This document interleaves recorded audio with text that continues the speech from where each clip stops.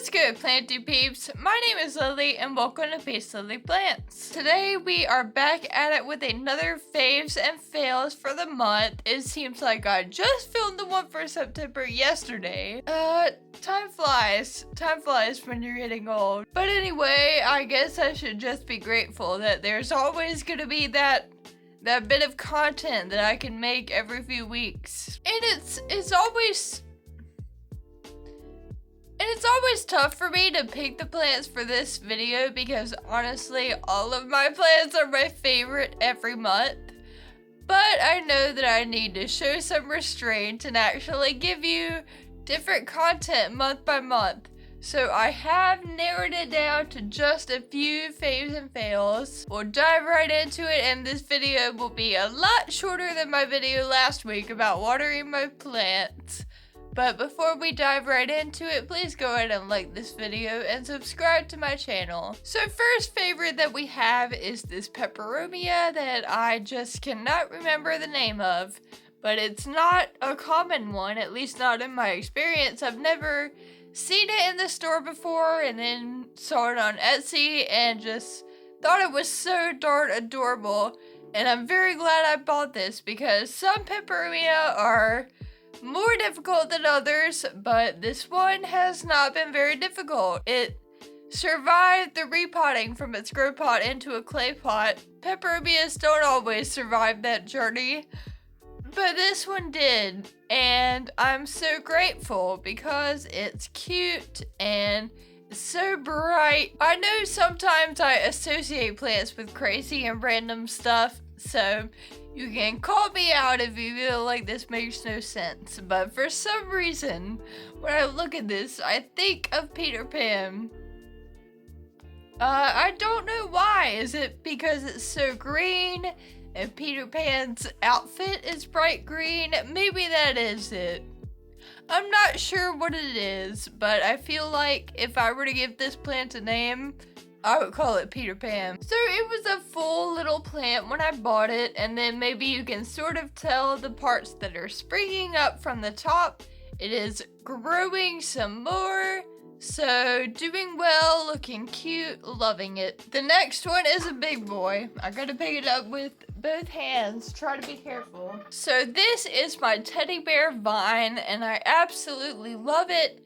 It is similar to a Tryscandia, aka a wandering Jew. It is so cute and unique. It's fuzzy. The leaves are like velvety. It reminds me a bit of a Philodendron micans. If a Philodendron micans and a normal Tryscandia had a baby, this would be it. And I also find it interesting that I never ever see or hear anyone talking about it or posting pictures of it.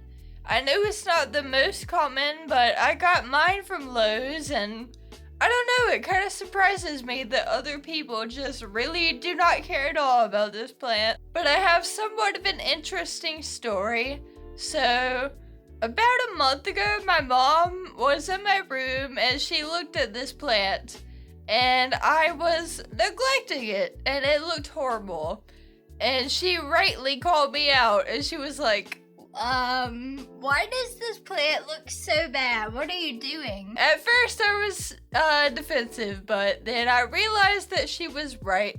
I spent like an hour cutting off all the dead pieces and just told myself, you know what? I really need to be a better mom to this plant because this plant means a lot to me. It's really cute whenever it's flourishing. So it's only been about a month. I cut off all the dead parts, started watering it once a week, and bam, he is happy again. I want to take this moment to say that sometimes there is a conflict between my own personal experiences with plants versus internet plant advice.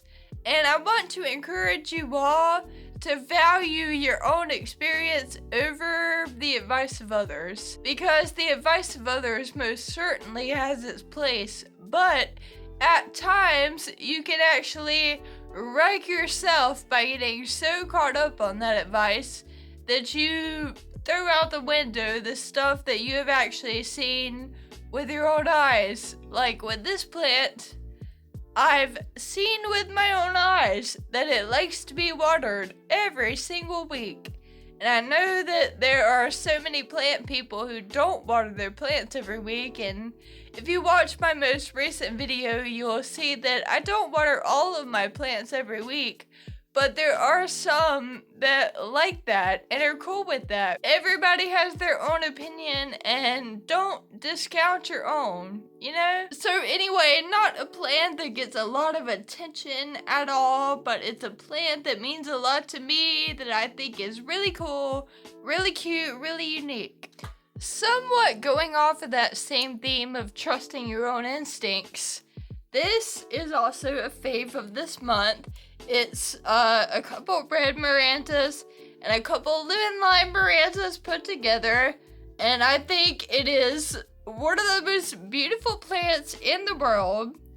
I don't know if I've mentioned this before, but Marantas are literally the gateway plant that got me into plants. Anyway, back to the whole trusting your own experience thing. This is yet another plant that likes to be watered every week, and really not just every week, but if possible, twice a week. And I know that seems like a lot, and it's in a ceramic pot, so that makes it seem even more like it's a lot, but in my experience, that's when they flourish the best and when they look the best. So I know that it might contradict what some people on the internet say, but you gotta put your reality over other people's hypothetical. So this is my cream and green Tryscandia, and I know it's really nothing that special. You could probably find this for $5 or $10 at any big box store, but I don't know, this one's bringing me a lot of joy lately because it just could not look any more happy and healthy.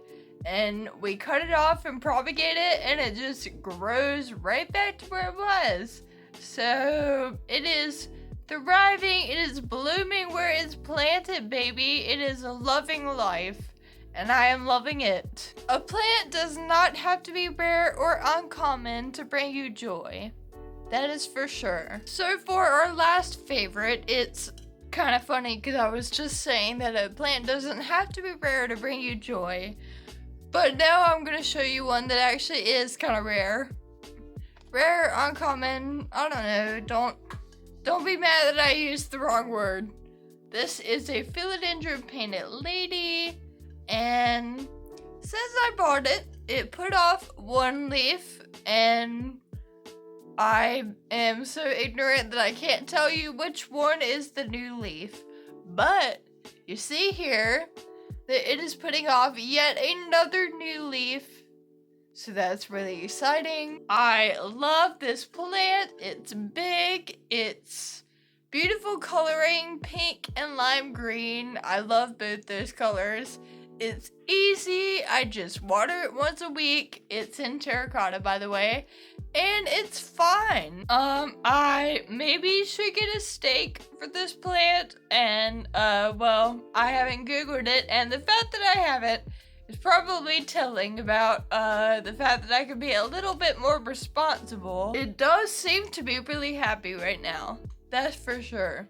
And I'm really happy with it. And every day I look at it, growing the new baby leaf, and I'm just waiting to see what happens, how it unfurls. And now it is time to transition into the plants that I am sucking at right now. This is my watermelon Pepperomia, and it was fine, but now it's got a couple of super droopy leaves, and I just don't have a good feeling. I think this bodes badly for the future. And really, I can't tell if it got overwatered or underwater because it never seems super wet when I'm going to water it. But I don't know. Then again, I think overwatering is usually what kills plants. So probability-wise, that is probably what happened. I don't know, man. I don't know. Peperomia are hard. So anyway, who knows how much longer this watermelon peppy will be standing. Here we've got my Peppermint Red Log, which is sad because I just featured this in my birthday haul. And I really hope this wasn't in the fail section of the September video, because if so, it'd be kind of embarrassing that I forgot about that. So I'm sorry if I'm showing this one again. But pretty sure it's gonna be dead before the next faves and fails video.